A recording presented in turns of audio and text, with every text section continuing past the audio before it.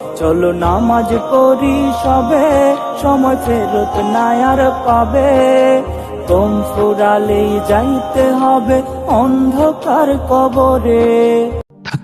থাকবে না একদিন এই দেশ পরাধীনতার বাধা শেকলে। আসবে এদেশের ক্ষমতা নতুন এক ওমরের দখলে।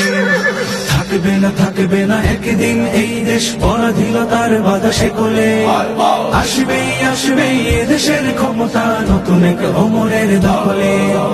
আসবে এদেশের ولا تستوي الحسنة ولا السيئة